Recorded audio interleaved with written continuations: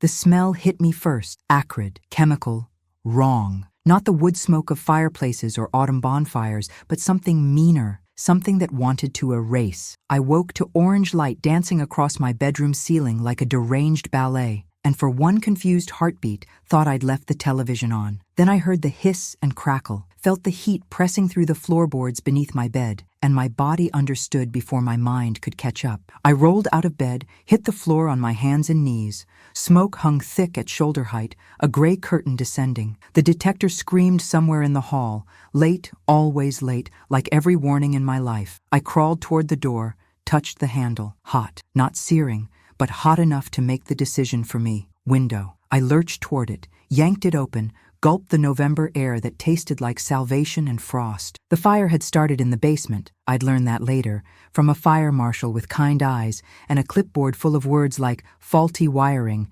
and outdated electrical panel and you're lucky you woke up, lucky. I stood on Mrs. Patterson's lawn at 3 a.m, barefoot in my nightgown and the cardigan I'd grabbed on instinct, watching 30 years of my life swallow itself in flame. The house where I'd raised Shanice, where Bernard had died in the upstairs bedroom, cancer taking him inch by inch until there was nothing left but the weight of his absence, where I'd graded 10,000 essays, hosted book clubs, taught neighborhood kids to read on the porch swing that was now breathing sparks into the dark sky. If you're watching, please like and subscribe to the channel and tell me in the comments where in the world you're from. Lucky. The firefighters worked with mechanical efficiency, their voices crackling through radios, their hoses pushing water that seemed to make no difference at all. I watched a window explode, my bedroom, the one I'd just escaped, and felt something in my chest crack with it. Not panic anymore. Panic had burned off in those first moments of consciousness and adrenaline. This was something colder, more permanent. Loss, maybe. Or the terrible clarity that comes when the structure of your life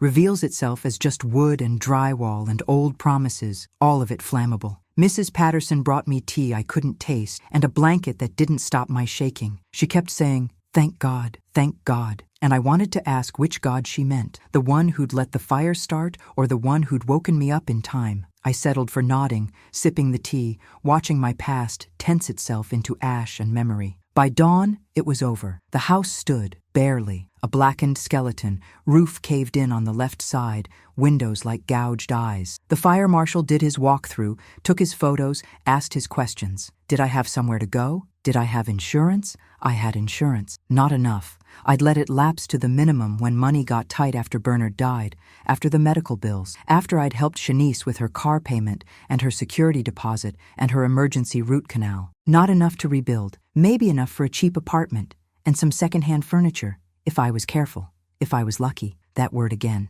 Did I have somewhere to go? I had a daughter, 32 years old, living 20 minutes away in a townhouse I'd co-signed for because her credit was still recovering from that business with her ex-boyfriend's debts. Shanice, my whole heart walking around outside my body, the reason I'd dropped out of graduate school, the reason I'd stayed in a safe teaching job instead of chasing the writer's life I'd imagined at 20. She'd said just last month, over dinner at that Thai place she liked, "Mom, you know you can always count on me, right? After everything you've done for me." I'd count on her now. I borrowed Mrs. Patterson's phone.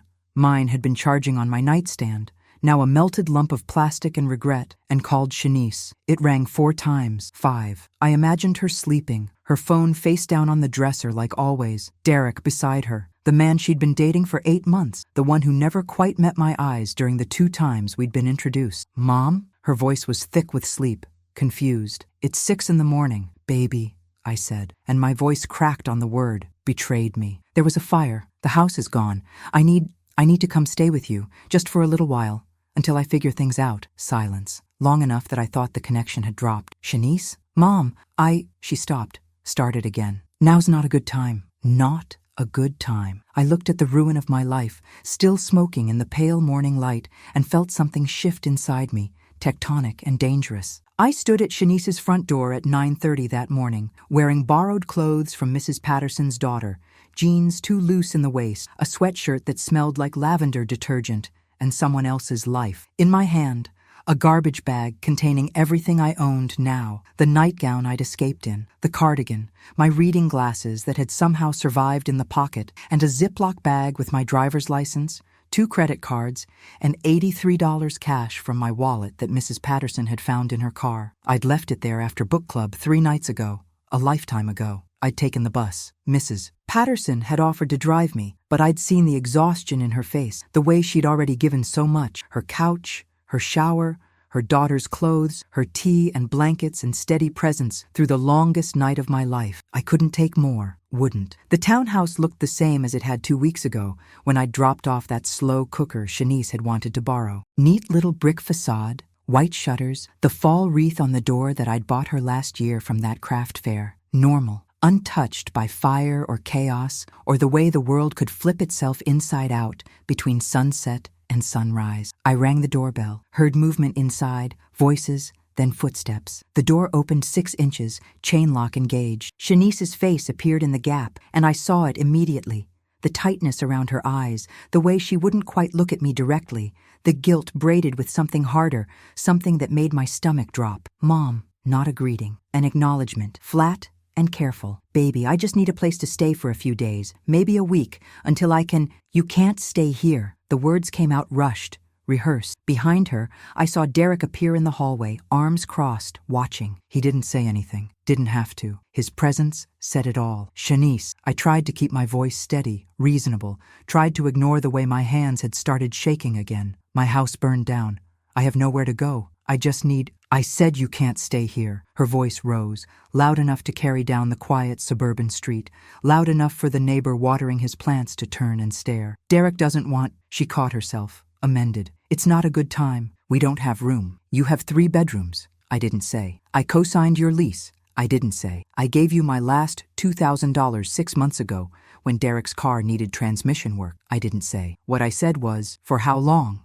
A week? 3 days? Derek moved closer behind her, put his hand on her shoulder, possessive, controlling. I saw it now, what I'd been too polite to name before. The way he isolated her, the way her friends had dropped away one by one, the way she'd stopped coming to Sunday dinners, stopped calling unless she needed something. If you're watching, please like and subscribe to the channel and tell me in the comments where in the world you're from. You need to go, Mom. Shanice's face hardened, became someone I didn't recognize. This is my home. My life. You can't just show up and expect. She stopped, and something flickered across her face. Shame, maybe, or anger at her own shame. Figure it out. You're always telling me to be independent, right? Be independent. She closed the door. I heard the deadbolt slide home, final as a coffin lid. I stood there for 30 seconds, maybe a minute, maybe an hour. Time had gone strange, elastic. Behind the door, I heard Derek's voice, muffled but clear enough. You did good, babe. Can't let her manipulate you. She's got to learn boundaries. Boundaries. The word tasted like bile. I walked back to the sidewalk, bag clutched in my hand like a shield. The neighbor had stopped pretending to water his plants and was openly staring now. I gave him a nod, dignified as I could manage, and kept walking. Where? I didn't know. Just away. Away from my daughter's door, away from the pity in the neighbor's eyes, away from the howling wrongness of having raised a human being for 32 years, only to have her choose a man she'd known for 8 months over the woman who'd given her everything. I made it to the corner before I had to sit down on someone's brick mailbox post, before the shaking spread from my hands to my whole body, before the tears came, not gentle crying, but ugly, gasping sobs that hurt my ribs and burned my throat raw from last night's smoke. I'd lost my house. Now, I'd lost my daughter, too. Across the street, a church sign read, "God never gives us more than we can handle." I wanted to throw something at it. Instead, I pulled out my phone. No, I didn't have my phone. I sat there, empty-handed, empty-housed, emptied of illusions, and tried to think. Shelters, hotels I couldn't afford, friends who had guest rooms and their own problems. The teachers' credit union might give me an emergency loan. The Red Cross helped fire victims, didn't they? And then, unbidden, a memory surfaced. Marcus Whitfield. His name in the local business journal last year, some article about affordable housing development. Mrs. Patterson had shown me because she knew we'd dated in high school. Your old flame's done well for himself, she'd teased. Marcus, who'd kissed me under the bleachers at 17, who'd talked about architecture school and building things that mattered, who'd disappeared when I'd gotten pregnant with another boy's baby, not angry. Just gone, like smoke through a screen door. Marcus, who according to that article lived somewhere in Harbor Hills now, who owned half the commercial real estate downtown, who'd never married, who'd made something of himself while I'd made a life small enough to fit inside sacrifice. I hadn't thought about him in years. Why was I thinking about him now? Because drowning people grab at anything that floats. The library on 5th Street had public computers and bathrooms where I could wash my face until the evidence of crying faded to pink-rimmed eyes and blotchy cheeks. The librarian, a young woman with blue hair and kind disinterest, pointed me toward the desktop terminals without asking questions I couldn't answer. I sat down, fingers hovering over the keyboard, and felt the absurdity of what I was about to do wash over me like cold water. I was going to look up a man I hadn't spoken to in 40 years and ask him for help because my daughter had slammed a door in my face and I had nowhere else to turn. The humiliation of it sat in my throat like a stone. But pride was a luxury I couldn't afford anymore. Pride didn't pay for hotel rooms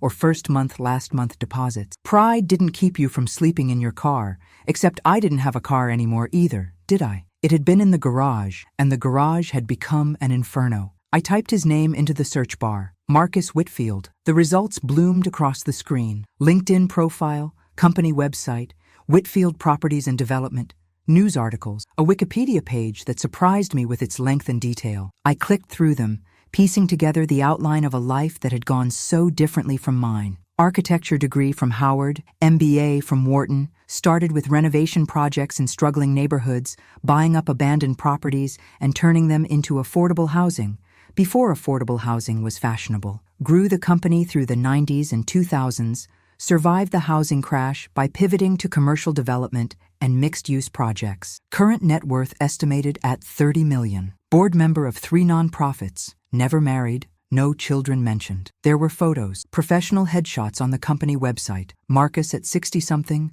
gray threading through his temples, the same strong jaw I remembered but weathered now, dignified. Candid shots from charity events, Marcus in a tuxedo shaking hands with the mayor, Marcus at a ribbon-cutting ceremony, Marcus speaking at a podium. In every photo, his eyes held something I recognized from our teenage years, that quality of paying attention, of seeing what others missed. I wondered if he'd see me now. Not the girl he'd known, but this woman in borrowed clothes with nothing to her name but a garbage bag of remnants and an accumulation of wrong choices disguised as sacrifice. The company website listed a main office number. I stared at it until the numbers blurred, my heart doing something arrhythmic and painful in my chest. What would I even say? Hi, remember me from 40 years ago? My life just burned down and my daughter doesn't want me. Can you spare some change? I wrote the number on a scrap of paper the librarian gave me, then sat there another 10 minutes, bargaining with myself. I'd call the Red Cross first, the Teachers Union Emergency Fund, anyone, everyone else, before I made this call that reeked of desperation and ancient history. But I was tired. God, I was tired. Tired of being strong, of being the one everyone else leaned on until my bones ached from the weight. Tired of doing the right thing, the noble thing, the self-sacrificing thing. For once, just this once, I wanted someone to catch me before I hit the ground. I used the payphone outside the library because my cell phone was melted plastic and I couldn't bring myself to make this call in front of strangers at a public computer terminal. The phone booth smelled like old cigarettes and despair, which felt appropriate. I fed it quarters from the change Mrs. Patterson had insisted I take, and dialed. It rang twice. A receptionist answered, professional and crisp. Whitfield Properties. How may I direct your call? My voice came out steadier than I felt. I'd like to speak with Marcus Whitfield, please. May I ask who's calling and what this is regarding? I almost hung up. Almost. My name is Evelyn Monroe. It's personal. We knew each other a long time ago. One moment, please. Hold music. Something classical. Inoffensive. I leaned my forehead against the cool metal of the phone booth and tried to remember how to breathe. The music cut off. A man's voice, deeper than I remembered but unmistakable. Evelyn, he remembered. After 40 years, he remembered my name, knew it without hesitation or confusion. Something in my chest cracked open. Marcus. It came out as barely a whisper. I cleared my throat, tried again. Marcus, I'm sorry to call like this. I know it's been 41 years, he said quietly. Give or take. You kept count. Some things you keep count of. A pause. Are you all right? You sound, I'm not all right. The truth spilled out before I could package it into something more palatable. My house burned down last night. I lost everything. And I stopped, swallowed pride like broken glass. I need help. I don't have anywhere else to turn. The silence stretched long enough that I thought he'd hung up, that I'd miscalculated terribly, that the man in those photos was a stranger who just happened to share a name and a past with someone I'd once known. Then, where are you right now? Fifth Street Library. Stay there. I'm coming to get you. Marcus, you don't have to. Evelyn. His voice was firm, warm, familiar in ways I'd forgotten I needed. Stay there. 20 minutes. He hung up. I stood in the phone booth, receiver humming its dial tone in my hand, and felt something dangerous bloom in my chest. Not hope, exactly. Hope was too fragile, too easily crushed. This was something smaller, more sustainable. Possibility, maybe. The possibility that the bottom wasn't the end, just a place to push off from. I walked back inside the library to wait, and for the first time since I'd smelled smoke in the dark, I didn't feel like I was drowning. He drove a Tesla, sleek, black, expensive in that understated way that real money preferred. It pulled up to the library curb exactly 19 minutes after we'd hung up, and I watched through the window as Marcus Whitfield stepped out into the November sunshine. 40 years had changed him in all the ways time changes everyone, but I'd know his walk anywhere. That loose-limbed confidence, the way he moved through space like he had every right to be in it. He'd filled out through the shoulders, traded teenage lankiness for the solid build of a man who took care of himself. The gray at his temples wasn't surrender, it was distinction. If you're watching, please like and subscribe to the channel, and tell me in the comments where in the world you're from. He wore dark jeans and a charcoal Henley, casual and clearly costly, no wedding ring. I'd checked in the photos online, but seeing the bare left hand in person made something in my stomach flutter that I had no right to feel. Not now. Not like this. I stood and walked outside before I could lose my nerve, garbage bag clutched in my hand like evidence of everything I'd become. He saw me and stopped. Just for a moment, something moved across his face. Recognition, maybe, or memory colliding with present tense. Then he closed the distance between us in 4 long strides and did something I didn't expect. He pulled me into a hug, not careful, not tentative, solid, the kind of embrace that says, "I've got you. You can stop holding yourself up now." I felt my body respond before my brain could protest, sagging against him, breathing in the scent of expensive cologne and clean laundry, and something underneath that was just him, unchanged and familiar. "Evelyn," he said into my hair, and the way he said my name, like it meant something, like it wasn't just a word but a whole history, broke something loose in me that I'd been holding together with wire and will. I didn't cry. I'd cried myself dry on that mailbox post, but I shook, and he held me until the shaking stopped, there on the library sidewalk with people walking past and the November sun turning everything gold and indifferent. When I finally pulled back, his hands stayed on my shoulders, steadying. His eyes, still that deep brown I remembered, flecked with amber in the light, searched my face. "I saw the news this morning," he said. "House fire on Maple Street. When you called, I knew. You remembered my address." Something flickered in his expression. "I've always known your address, Evelyn." The weight of that statement hung between us, complicated and impossible to unpack standing on a sidewalk. I changed the subject, gestured to the Tesla. "You've done well for yourself." "I've done all right." He picked up my garbage bag without comment, without pity in his eyes, and walked me to the car, opened the passenger door, waited until I was settled, then placed the bag in the back seat like it was Louis Vuitton luggage instead of everything I owned in a hefty bag. The interior smelled like leather and success. I felt profoundly out of place, unwelcome in my own skin. Marcus slid into the driver's seat and didn't start the car immediately. Instead, he turned to face me. "Tell me what you need." "I don't." I stopped, started over. "A few days to figure things out, find an apartment, talk to the insurance company, get my feet under me. I can pay you back once." "Evelyn," he said it gently, but with enough firmness that I stopped talking. "What do you need?" I looked at my hands, at the borrowed sweatshirt that didn't fit right, at the woman I'd become,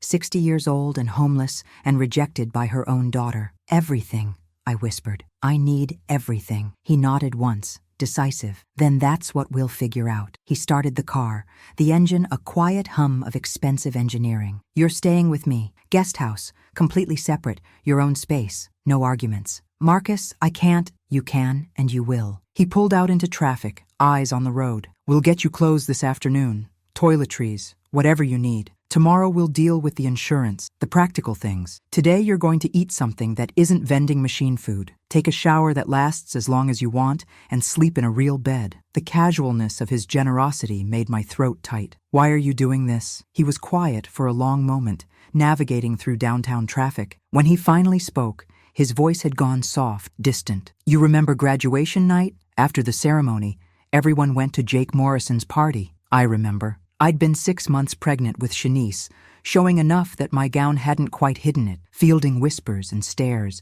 and the peculiar cruelty of 18-year-olds who confused judgment with sophistication. You didn't go to the party. You sat on the football field bleachers by yourself, and I found you there around midnight. You were reading. I'd forgotten that. Or maybe I'd buried it, along with so many other memories from that complicated summer. The Great Gatsby, I said, the detail surfacing. For the 100th time, you told me Gatsby was a fool for pining after Daisy, that he'd built up a fantasy that could never match reality, and it destroyed him. Marcus glanced at me, then back to the road. You said the smart thing was to let people go, to accept when paths diverged, to build your life around what was real instead of what you wished was real. I was very wise at 18, I said dryly. You were trying to let me off the hook, telling me it was okay to walk away from you. From the situation. His hands tightened on the steering wheel. I've spent 40 years wondering if I did the right thing. Walking away, building my life, letting you build yours. You did the right thing, Marcus. I was pregnant with another man's baby. You had scholarships, a future. What were you supposed to do? Something. The word came out harder than I think he intended. Anything. Instead, I ran, built an empire, helped thousands of strangers with housing,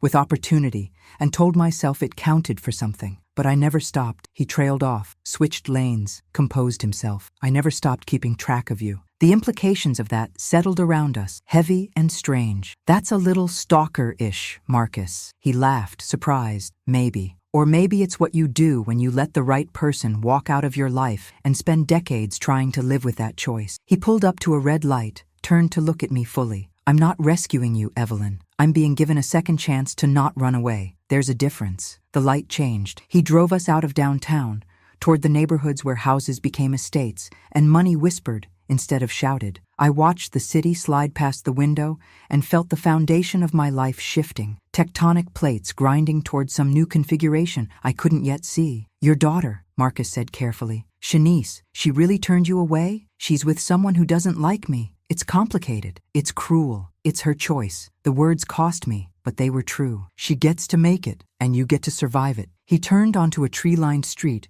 where every house looked like a magazine spread. Starting now. We pulled into a driveway that curved through landscaped grounds to a house that wasn't a house so much as an architectural statement. All clean lines and floor-to-ceiling windows, and the kind of money that didn't need to announce itself. Behind it, half hidden by oak trees, I could see a smaller structure, the guest house. Marcus parked, turned off the car, and looked at me with something in his eyes I was afraid to name. Welcome home, Evelyn, however temporarily. But we both knew nothing about this was temporary. The fire had burned more than my house. It had burned away every pretense, every careful structure I'd built to contain my life. What rose from those ashes was going to be something else entirely. I just hoped I had the courage to meet it. The guest house was bigger than my first apartment after college. Open concept living space, full kitchen, bedroom with an ensuite bathroom that had heated floors, and a rainfall shower. The walls were painted a soft gray that caught the light just right, and everything smelled new, unused, waiting. I had it renovated last year, Marcus said, setting my garbage bag on the kitchen island, where it looked even more absurd against the marble countertop. Keep thinking I'll have family visit, but, he shrugged. Turns out when you don't have family, you don't get family visits. No siblings? I remembered a younger sister, dimly. Keisha lives in Dubai, married an engineer. We video chat on holidays. He opened the refrigerator, which was stocked despite the house being unused. I saw fresh fruit, milk, orange juice, eggs. I had my assistant grab some basics this morning. We'll do a real shopping trip tomorrow, but you won't starve tonight. I turned to face him, arms wrapped around myself. Why do you have an assistant who can stock a refrigerator with an hour's notice? Because I pay her very well and she's exceptional at her job. He leaned against the counter, studying me. You're looking for reasons to feel guilty about accepting help. Don't. Let yourself land, Evelyn. Just for a day or two. Let yourself stop falling. The words hit harder than they should have. I felt my eyes burn and blinked hard against it. I don't know how to do this. Be the one who needs help instead of giving it. Then learn. He pushed off from the counter, walked to the island, and started unpacking the garbage bag I'd been too overwhelmed to touch. The nightgown went on the counter, the cardigan, my glasses case, the Ziploc with my license and cards. He handled each item with matter-of-fact dignity, like they weren't pathetic remnants but simply my things. When the bag was empty, he folded it neatly and set it aside. Get cleaned up. There's a robe in the bathroom closet. Leave your clothes outside the door and I'll run them through the wash. In an hour, we're going shopping for whatever you need, and then we're having dinner. Real food, real plates, real conversation. He headed for the door, then paused. And Evelyn? Stop thinking of this as charity. Think of it as 40 years of compounded friendship, finally being called in. He left before I could argue. I stood alone in the guest house that was nicer than anywhere I'd ever lived, surrounded by the generosity of a man I'd kissed a lifetime ago, and felt something inside me begin to uncurl. Not healing, too soon for that, but maybe the beginning of allowing myself to be broken in front of someone who wouldn't demand I immediately piece myself back together. The shower was everything he'd promised. I stood under water so hot it turned my skin pink, washed my hair with shampoo that smelled like bergamot and cost more than my monthly water bill used to, and let myself cry properly for the first time since the fire. Big, ugly sobs that echoed off tile and steam,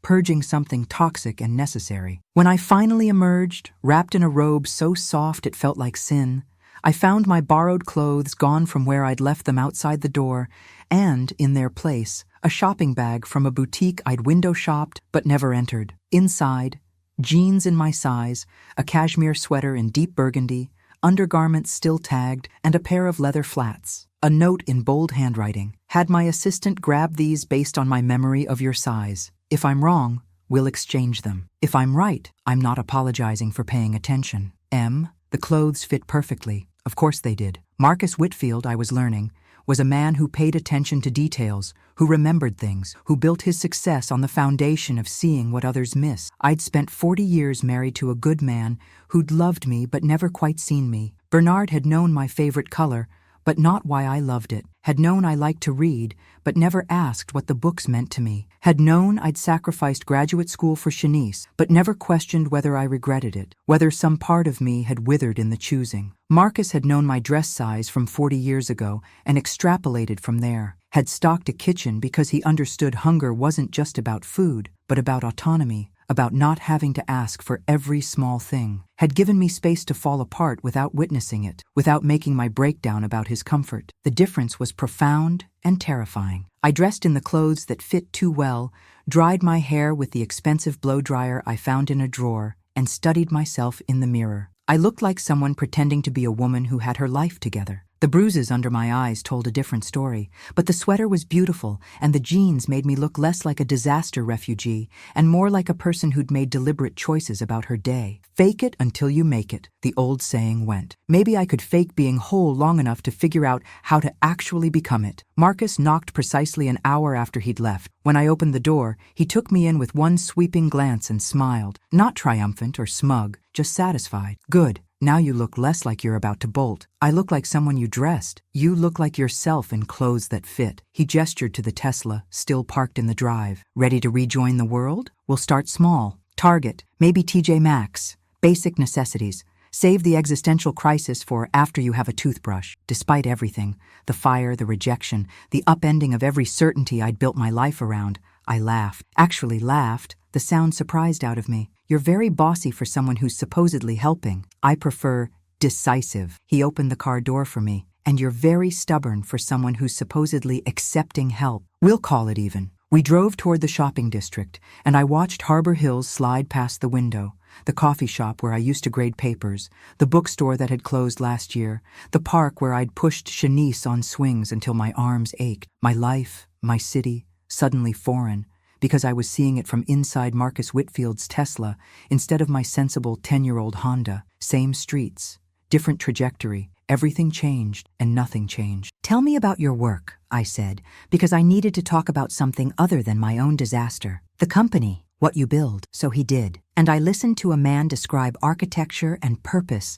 like they were the same thing, creating shelter and opportunity in neighborhoods everyone else had written off, proving that profit and principle didn't have to be enemies. He talked about his current project, a mixed-use development in the South District that would have affordable apartments, a community center, and commercial space for local businesses, with the same passion I remembered from when we were 17 and he'd talked about building bridges out of popsicle sticks in physics class. You still love it, I observed, creating things. I love making things right that are broken. He glanced at me, then back to the road. Guess I've always had that instinct. The implication hung between us, unmistakable. I was broken. He wanted to fix things. The math wasn't complicated, but I wasn't a building project, wasn't a neighborhood to be gentrified into functionality. I was a woman with 40 years of choices, good and bad, right and wrong, that had led me to this passenger seat. If I was going to be rebuilt, I'd need to be the architect. Marcus seemed to sense the shift in my thinking. For the record, I'm not trying to save you, Evelyn. You'll save yourself. I'm just providing the scaffolding while you figure out the blueprint. That's a very construction-heavy metaphor. I'm a builder. It's what I know. He pulled into the Target parking lot, found a spot, turned to face me. But here's what I also know. You raised a daughter alone after your husband died, taught for 30 years, helped more kids learn to love reading than you can probably count, and survived a house fire with nothing but a nightgown and your wits. You're not broken, Evelyn.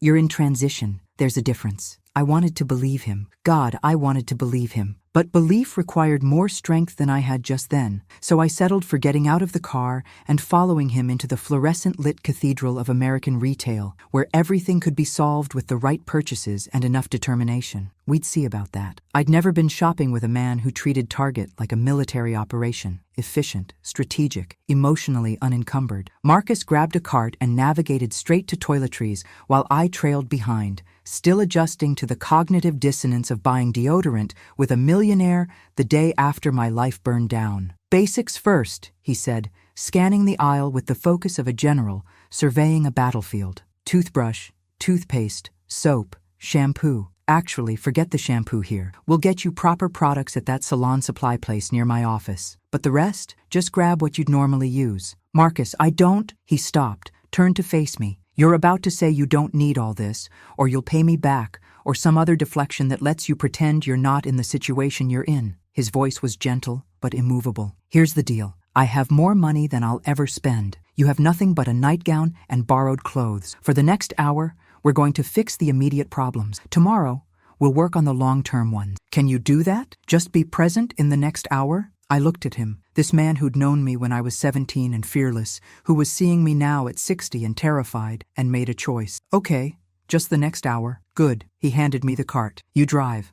I'll follow. Get what you need. It felt strange, pushing a cart through Target and selecting items that would define my daily life. What kind of toothpaste did I like? I'd been using the same brand for 20 years, but was that preference or just habit? Did I need expensive face cream, or would drugstore moisturizer do? I'd always bought whatever was on sale, but now someone else was paying, someone who wouldn't notice $50 the way I'd always noticed $50. The weight of small choices threatened to crush me. Marcus, sensing my paralysis in the body wash aisle, plucked a bottle of something with lavender and handed it to me. You always smelled like lavender in high school. Some things don't need to change. I took the bottle, surprised he remembered something so specific. My grandmother's garden.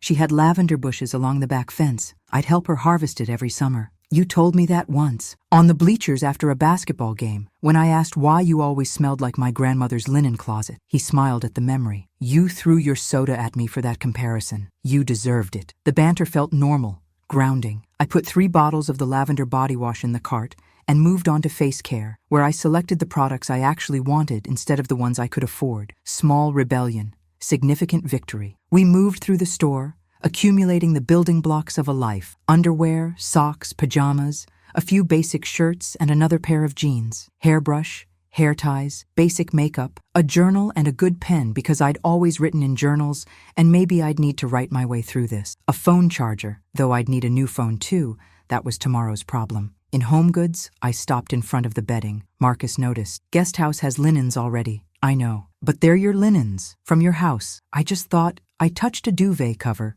soft blue with white embroidery, on sale for $40. Something of my own. He didn't argue, didn't point out the logic flaw, just said, get it, and we added it to the cart along with pillows that I picked myself, in the firmness I preferred. At checkout, the total came to $312. I watched the numbers climb on the screen and felt each dollar like a debt being notched into my bone. Marcus handed over his credit card without blinking, like $300 was pocket change, which for him it probably was. Thank you, I said when we were loading bags into the Tesla, because what else could I say? You're welcome. He closed the trunk, looked at me over the car's roof. Now food. Real food. There's a bistro near here that does a roasted chicken that'll make you remember why being alive is worthwhile. The restaurant was small, intimate, the kind of place where everyone seemed to know Marcus. The hostess greeted him by name, led us to a corner table with upholstered chairs and a candle that made the light soft and forgiving. I felt profoundly out of place in my borrowed then bought clothes, carrying bags from Target like a displaced person at a society event. But Marcus ordered wine, a red that tasted like cherries and smoke, and bread arrived, warm and crusty, with butter that melted into golden pools. I hadn't eaten since Mrs. Patterson's toast that morning, a lifetime ago, and the first bite of bread made me close my eyes in something approaching prayer. "When's the last time you ate a real meal?" Marcus asked, watching me. "I don't remember." The wine warmed my chest, loosened something that had been clenched tight since the smoke alarm's scream. "I've been living on convenience. Fast food when I was helping Shanice move into her townhouse last year. Frozen dinners because cooking for one felt depressing after Bernard died. Coffee and determination for breakfast most days. You deserve better than convenience and determination. Most days I'm too tired to deserve anything but sleep." The waiter brought our food. Roasted chicken for both of us, with vegetables that looked like they'd been painted by an artist. Fingerling potatoes, crispy and perfect. I cut into the chicken, and the smell alone was enough to make my eyes water. Rosemary, lemon, garlic, something else I couldn't name. Comfort, maybe. The smell of being cared for. We ate in companionable silence for a while, the restaurant murmuring around us with other people's conversations, other people's lives continuing uninterrupted. I let myself exist in the moment. Good food, good wine, the presence of someone who'd chosen to show up when I'd needed showing up most. Finally, Marcus set down his fork and said, "Tell me about your daughter. Really tell me. What happened there?" I took a long sip of wine, gathering courage. "I don't know, exactly. She was always such a sweet kid, thoughtful, loving, the kind of child who brought me flowers she'd picked from other people's yards and handmade cards for every occasion. We were close, especially after Bernard died. She was 26 then, just starting to figure herself out. I thought we'd gotten closer, if anything. And then Derek. 8 months ago.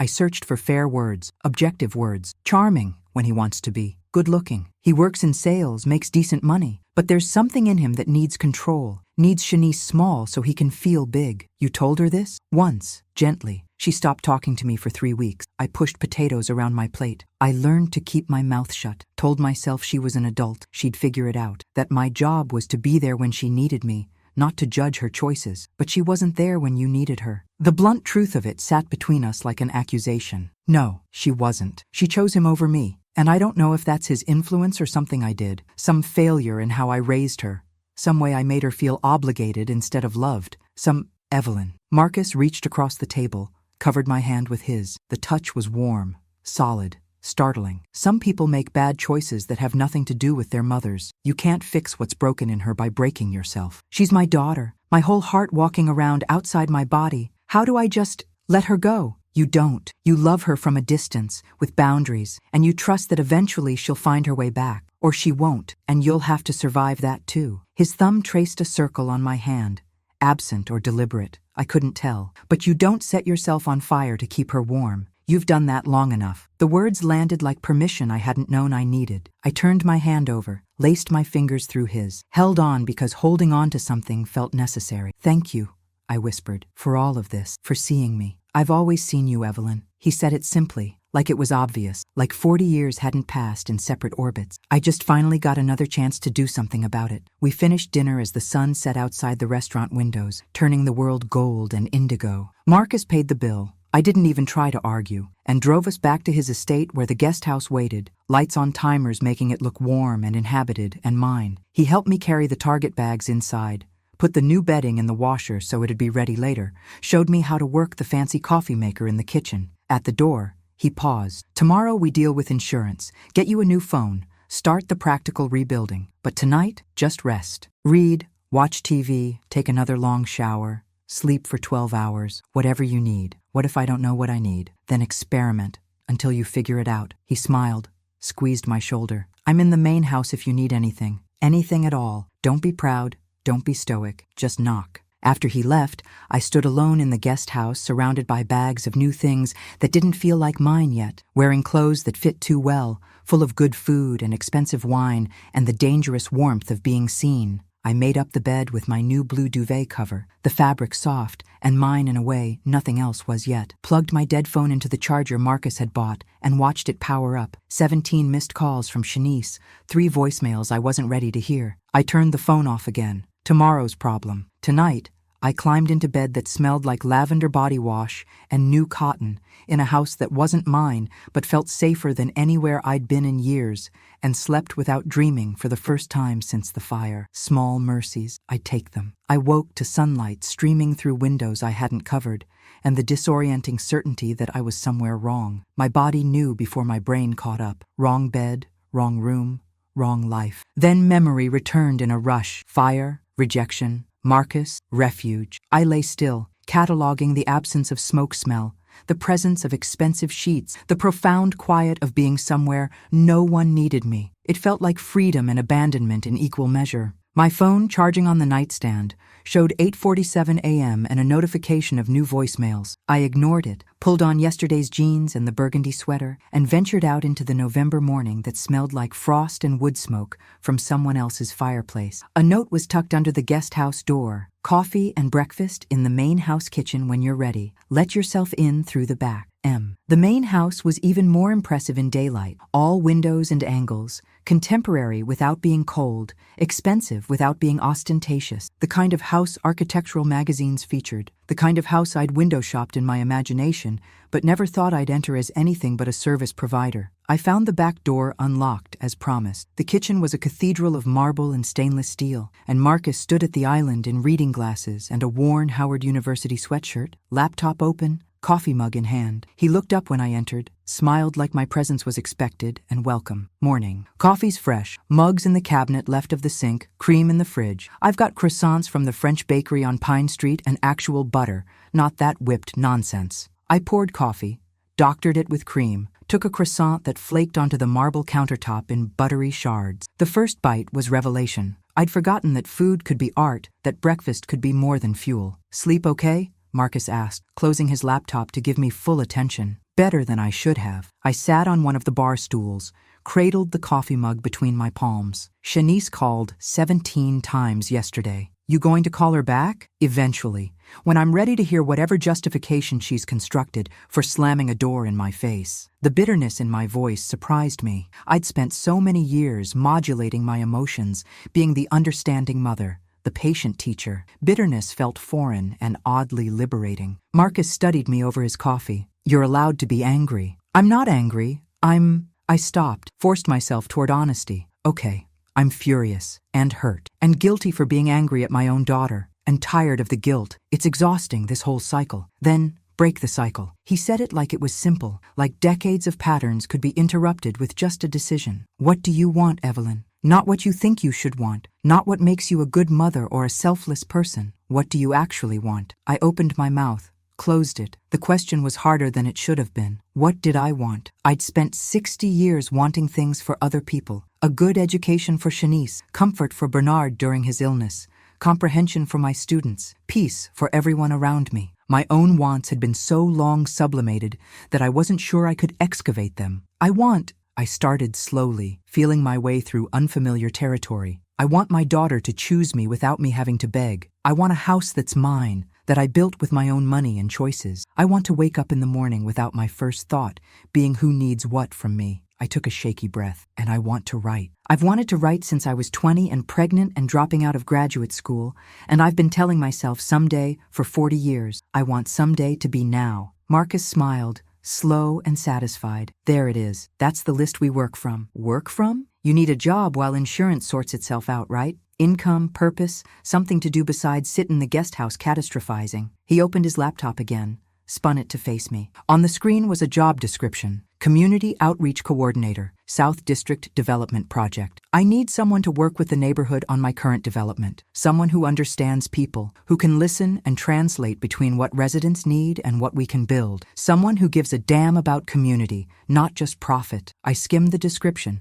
my heart rate picking up. Marcus, I'm not qualified. You have a master's degree in education and 30 years of working with people from every demographic. You're overqualified. He leaned forward, intent. It's temporary if you want it to be, Permanent if it becomes something more. Salary's $60,000 to start. Health insurance kicks in immediately, and the office is 10 minutes from here. You'd be helping people rebuild their lives while you rebuild yours. The symmetry was almost too neat. This feels like charity disguised as employment. It's employment I genuinely need filled, offered to someone I trust to do it right. If you were a stranger with your resume, I'd hire you. He paused. Though I probably wouldn't have bought you dinner first. That would be inappropriate workplace dynamic. I laughed, despite myself. You're very sure of yourself. I'm sure of you. There's a difference. He closed the laptop. Think about it. No pressure. But I'm meeting with the community council on Thursday, and I'd love to have you there if you're interested. Thursday was 4 days away. 4 days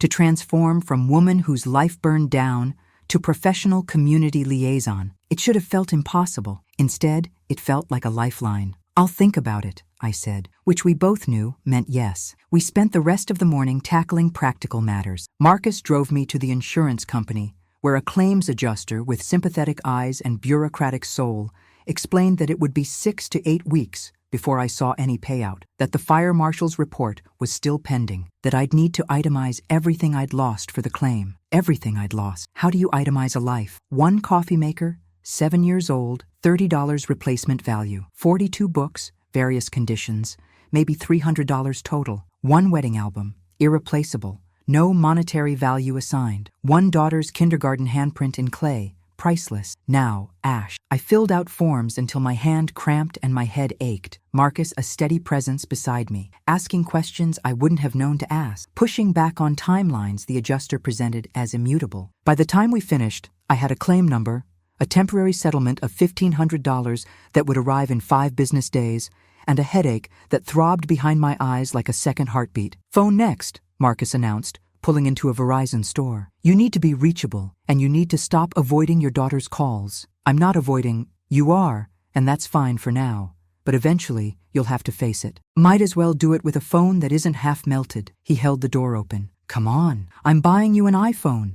Don't argue. I argued anyway. He ignored me. 40 minutes later, I walked out with a new phone, my old number transferred, and the weight of 17 voicemails restored to my pocket like stones. In the parking lot, sitting in the Tesla with November sun slanting through the windshield, I finally pressed play on the first voicemail. Shanice's voice, tight and defensive. Mom, I know you're upset, but you can't just ignore me. Call me back. We need to talk about what happened. Delete. Second message. Mom, seriously, this is ridiculous. I said I'm sorry, okay? Derek was just stressed about work, and I didn't want to make it worse. You're being dramatic. Delete. Third message. Newer, from this morning. Fine.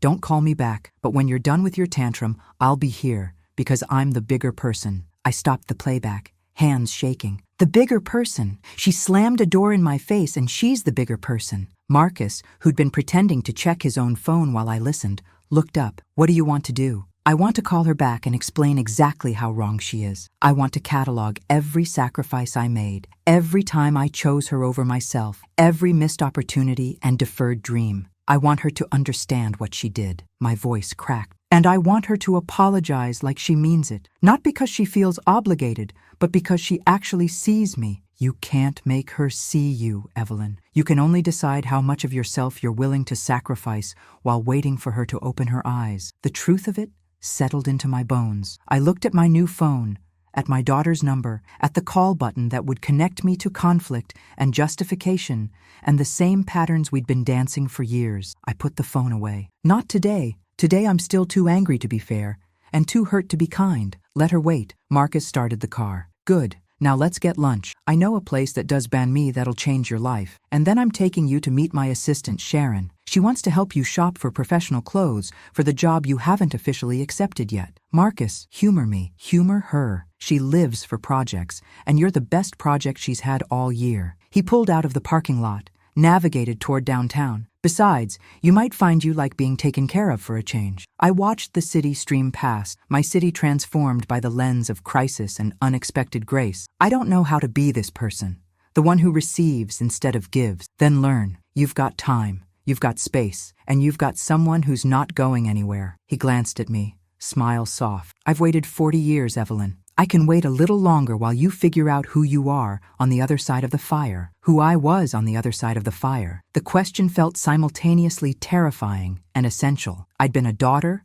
a mother, a wife, a widow, a teacher. All roles defined by relation to others. Who was Evelyn Monroe when stripped of context and obligation? I was about to find out. Sharon Park turned out to be a force of nature compressed into 5 feet 2 inches, Korean American, early 30s, with the kind of energy that made you tired just watching her move. She met us at a boutique in the Arts District, already holding clothes she'd pulled based on what Marcus told me about your coloring and the vibe we're going for. Professional but approachable, Sharon explained, thrusting hangers at me. Community liaison means you need to look competent without being intimidating. These will work. Try them on. Don't argue. I looked at Marcus helplessly. He grinned. She does this to everyone. Just surrender.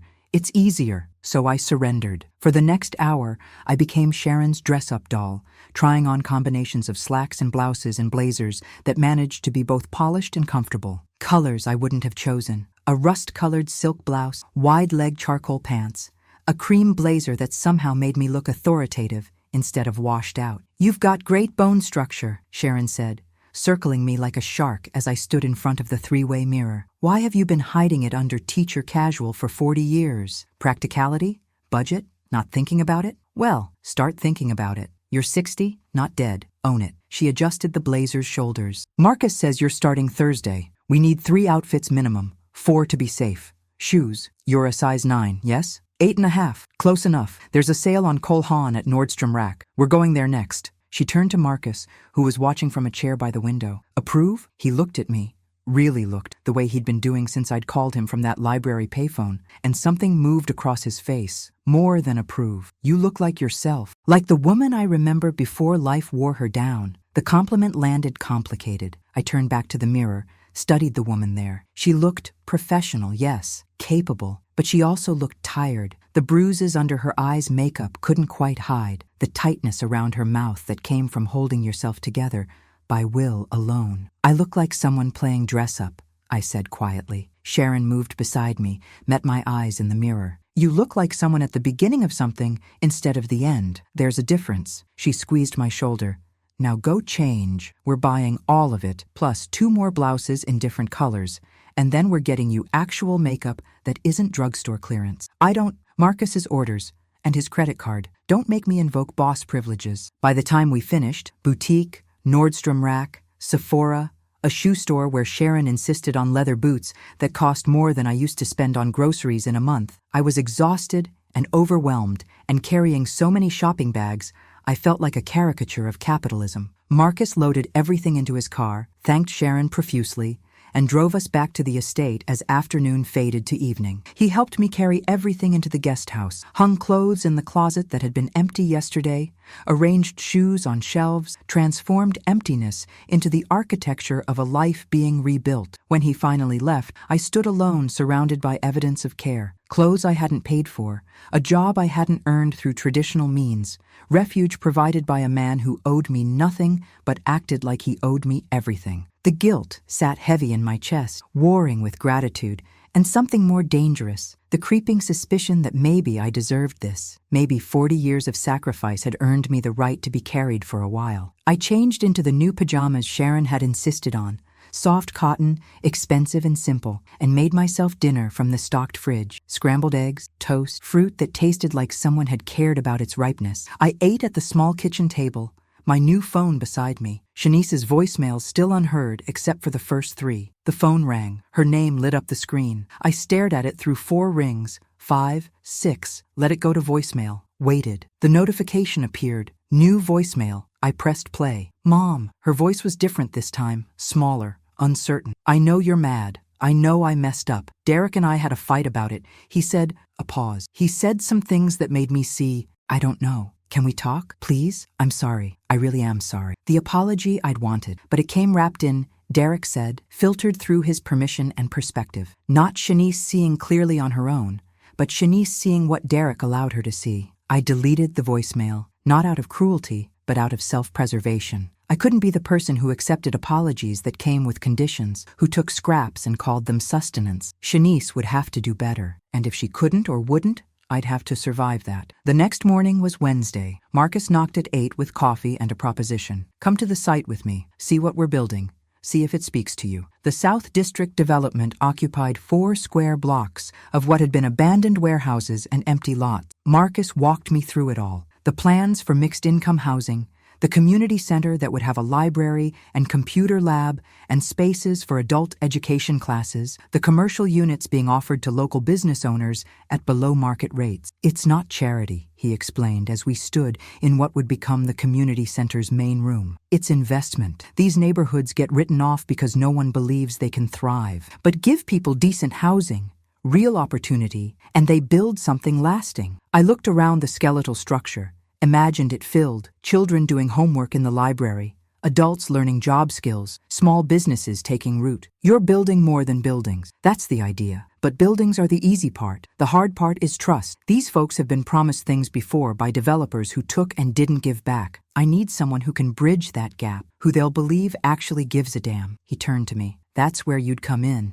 if you want to. I watched sunlight stream through the unfinished windows, painting everything gold with possibility. I want to, I said. Yes, I'll take the job. His smile was brighter than the November sun. Good. Sharon's already prepared your paperwork. You start Thursday at 9. But today, right now, I want to show you something else. He drove me to a neighborhood I didn't recognize. Older homes, tree-lined streets, the kind of area that had been middle class once, and was trying to remember how. He pulled up in front of a small house, maybe 1,200 square feet, with a for sale sign in the yard, and good bones under the neglect. It's one of mine, Marcus said. Been sitting empty while we do title work. 2 bedrooms, 1 bath, needs updating but structurally sound. I was going to flip it, rent it out as part of the affordable housing stock. He handed me a key, but I thought maybe you'd want first look for when the insurance money comes through. I took the key, felt its weight. Marcus, I can't afford. You can. Insurance payout plus what you'll make in salary, you can swing it. I'll hold it for you, give you a good price. Hell, I'll owner finance if the banks get stupid about your employment gap. He nodded toward the house. Go look, see if it feels like home. I got out of the car, walked up the cracked concrete path to a front door that needed paint. The key turned smoothly. The door opened on emptiness and potential. Hardwood floors under years of grime. Good windows that let in natural light. A kitchen that needed everything but had enough space to be functional. A living room with a fireplace that had been painted over but could be restored. 2 bedrooms, one for sleeping, one for writing. For the book I'd promised myself I'd finally start. I stood in the center of the empty living room and felt something shift. Not happiness. Too soon for that. Too raw. But possibility. The sense that maybe home wasn't something you lost in a fire. Maybe it was something you built from ash and intention and the grace of people who showed up when you needed them most. Marcus appeared in the doorway, reading my face. What do you think? I think it's perfect. I think I'm terrified.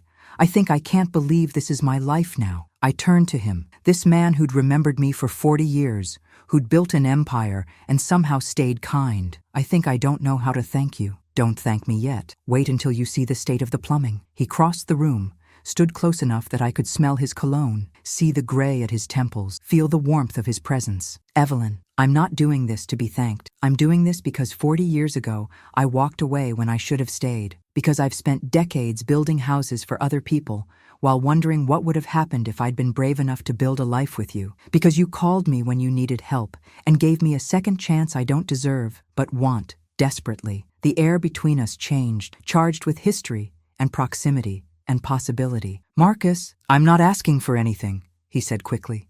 Not expecting romance or gratitude or anything beyond what you want to give, but I need you to know, this isn't charity. This is me trying to do right by someone I should have done right by the first time. Can you accept that? I looked at this man, who'd paid attention when no one else had, who'd seen me at my lowest and offered scaffolding instead of salvation. I can try. That's all I'm asking. He smiled, stepped back, gave me space to breathe. So, do you want the house? I looked around the empty room that smelled like dust and abandonment and new beginnings. Yes, I want the house, and the job, and the chance to figure out who I am when I'm not busy being who everyone needs. Then let's make it happen. He headed for the door, paused. For what it's worth, I already know who you are. I'm just excited to watch you remember. After he left me to explore alone, I walked through each room slowly, imagining furniture, painting walls in my mind, choosing colors that pleased me instead of being practical or neutral or appropriate. In the second bedroom, My writing room. I stood at the window and looked out at the backyard where a single tree grew, bare branches reaching toward gray sky. My phone buzzed. Shanice again. Another voicemail I didn't listen to. Instead, I opened my notes app and typed Chapter 1. Stared at those 2 words. Deleted them. Typed,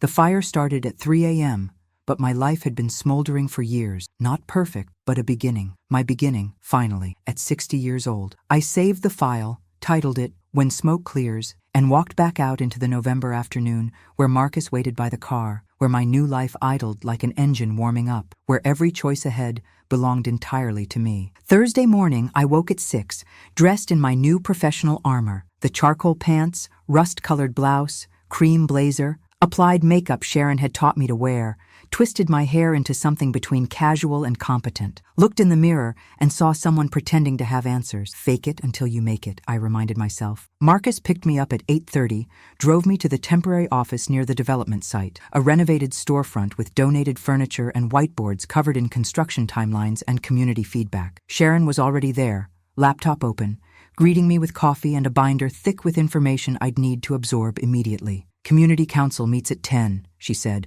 all efficiency and momentum. 12 members, representing different blocks and interests. They're cautiously optimistic, but have been burned before by developers who promised the moon and delivered condos they couldn't afford. Your job is to listen, translate their concerns into actionable items, and build trust. Questions? About 1,000. I settled for, what if I mess this up? Then you apologize, learn, adjust, and try again. Same as anything worth doing. She handed me the binder. You've got 90 minutes. Read.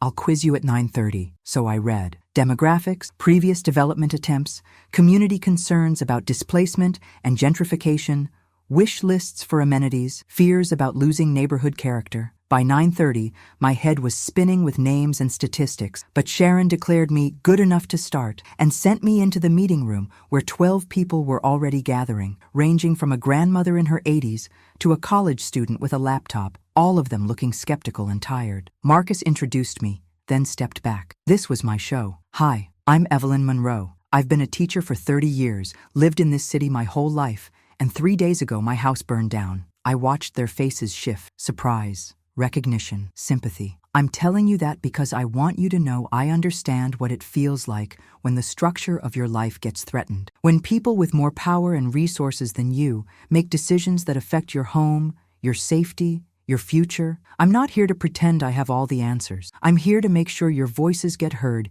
in a process that usually ignores people who look like us and live in neighborhoods like this. A man in his 50s, name tag reading Leonard, spoke first. That's a nice speech, but you work for him. He nodded at Marcus. For the developer. How are we supposed to trust you'll represent us and not just rubber stamp whatever makes him more money? Fair question. Brutal, but fair. You're right to be skeptical. Here's what I can promise. I'll document every concern, every question, every request. I'll push back when something doesn't serve this community. And if I find out Mr. Whitfield is doing anything that betrays your trust, I'll quit publicly and loudly. I looked at Marcus, who nodded once. He knows that's the deal. Integrity isn't negotiable. The grandmother, Mrs. Dolores Washington, according to her name tag, studied me with eyes that had seen generations of empty promises. You got children, Ms. Monroe? A daughter, 32. She talked to you? Y'all close? The question landed like a punch. I felt the room's attention sharpen, felt the test hidden in the inquiry. Right now? No, we're not speaking. She made choices I don't agree with, and I'm learning to set boundaries instead of accepting whatever scraps of love she's willing to give. Mrs. Washington's face softened. That's honest. Most folks would have lied, said everything was perfect. She looked around the table. I'm willing to give her a chance. Y'all? The mood shifted, not to trust exactly, but to possibility. For the next 2 hours, we talked about playground equipment and lighting, about commercial rent structures and tenant protections, about childcare options and job training programs. I took notes until my hand cramped, asked questions when things weren't clear, pushed Marcus when answers felt like deflection. By noon, we'd established a framework, monthly community meetings, a resident advisory board with real input into design decisions, and a commitment to transparency on pricing and timelines. Not perfect, but a beginning. As people filed out, Leonard stopped by my chair. You did okay today. Let's see if you can keep doing okay. That's the plan. After everyone left, Marcus pulled me aside. You were perfect, natural, authentic, exactly what this needed. I was terrified, couldn't tell. He smiled. Lunch? You've earned it. We went to a small diner 3 blocks away, the kind of place with vinyl booths and waitresses who called everyone Han, and grilled cheese that tasted like childhood. I was halfway through mine when my phone rang. Shanice, again. I looked at Marcus. She's called 12 times this week. You going to answer? I looked at my phone, at my daughter's name, at the decision point I'd been avoiding. Then I swiped to accept. Hi, Shanice. Oh my God. Finally. Mom, why have you been ignoring me? I've been worried sick. Stop. My voice came out harder than I intended. You slammed a door in my face when I'd just lost everything. You chose your boyfriend over your mother. You don't get to be worried sick now and have that trump my right to be angry. Silence. Then smaller. I said I was sorry. You said Derek told you that you should be sorry. That's not the same thing. I took a breath, steadied myself. Shanice, I love you. I will always love you. But I can't keep being the person you lean on when it's convenient and reject when it's not. I need you to do some real thinking about what you want our relationship to be. And until you can come to me with genuine accountability, not what Derek thinks, not what makes you feel less guilty, but real understanding of what you did, I need space. You're choosing some guy you dated 40 years ago over your own daughter. The accusation hung in the diner's air. I felt Marcus tense beside me, felt my own anger spike hot and defensive. I'm choosing myself, Shanice. For the first time in 60 years, I'm choosing myself. If that feels like rejection, then maybe you should ask yourself why you need me to keep sacrificing to feel secure. I hung up, hands shaking, heart pounding. Mrs. Dolores Washington's test question suddenly making perfect sense. She'd been checking if I could hold boundaries with the people I loved most, because that's exactly what this community needed, someone willing to do. That was brave, Marcus said quietly. That was terrifying. I put my phone face down on the table. She's going to hate me now. Maybe. Or maybe you just taught her something important about respect and consequences. He covered my hand with his. Either way, you didn't abandon yourself to keep her comfortable. That matters. We finished lunch in silence that felt companionable instead of awkward. When we got back to the office, Sharon had more paperwork, health insurance enrollment, direct deposit forms, emergency contacts, Reality's infrastructure, building around me whether I felt ready or not. That evening, alone in the guest house, I opened my laptop and added another paragraph to the document I'd started. My daughter once asked me why I'd given up graduate school to raise her. I told her it was love, and that was true. But it was also fear. Fear of failing at something that was just mine. Fear of wanting something more than motherhood. Fear of being selfish enough to chase my own dreams. The fire burned away more than my house. It burned away the luxury of fear. I saved the file. Tomorrow, I'd go back to the little house Marcus was holding for me, take measurements, plan renovations. Tomorrow, I'd prove to Leonard and Mrs. Washington and 12 other skeptics that I could do this job with integrity. Tomorrow, I'd wake up in a life I was building instead of one I'd inherited through obligation. But tonight, I let myself sit with the discomfort of having drawn a line with my daughter, of having chosen my own dignity over her convenience. It hurt like pulling a splinter, sharp, necessary, the kind of pain that meant healing could finally start. Outside, November rain began to fall, washing away the last of autumn's leaves. Inside, I sat at my borrowed desk in my borrowed space and felt, for the first time in years, like I was exactly where I needed to be. 6 weeks later, on a January morning that smelled like snow and new paint, I stood in the living room of my house, the deed in my name, the mortgage payment manageable from my salary and insurance settlement, and watched Marcus install the last bookshelf I'd picked out. The house had transformed, fresh paint in colors I'd chosen, soft sage in the bedroom, warm cream in the living room, deep teal in my writing room that made me feel both calm and energized. Refinished hardwood floors that gleamed, updated kitchen with appliances that worked, and countertops I'd selected myself. Furniture from estate sales and IKEA, mixed with a few pieces Mrs. Patterson had insisted I take from her basement. A reading chair, a side table, a lamp that had good bones. Not expensive, not magazine-worthy, but mine. Every decision, every dollar spent, every small choice reflecting who I was instead of who I'd been obligated to be. Last shelf, Marcus announced, stepping back to admire his handiwork. Where's the first book going? I walked to the box I'd been unpacking. New books mostly, replacing what had burned, but also a few I'd salvaged from the fire marshal's walkthrough. I pulled out my battered copy of The Great Gatsby, the one I'd been reading that graduation night 40 years ago. placed it on the shelf, first position, a marker of where this had all started. Perfect, Marcus said softly. The community center had opened 2 weeks ago, a soft opening while construction finished on the residential units. I'd been there every day, coordinating classes, mediating disputes, watching Mrs. Washington teach crochet to teenagers who'd wandered in skeptical and stayed fascinated. Leonard had started an evening job training program. The college student, Aisha, ran computer literacy classes 3 nights a week. It wasn't perfect. There were complaints about noise, concerns about rent increases once market rate units filled, tensions between longtime residents and newcomers. But there was also something real being built, not just buildings, but community. Trust, the slow accumulation of small promises kept. I'd written about it. 60 pages so far of what might become a memoir, might become fiction, might become nothing but processing what the fire had burned away and what had grown in its place. Every morning before work, I sat in my teal writing room and added words, shaped sentences, excavated truth from the rubble of a life I'd thought was fixed. My phone buzzed. Sharon, texting about tomorrow's meeting. Then another text, this one from a number that made my stomach clench. Shanice, Mom, can we talk?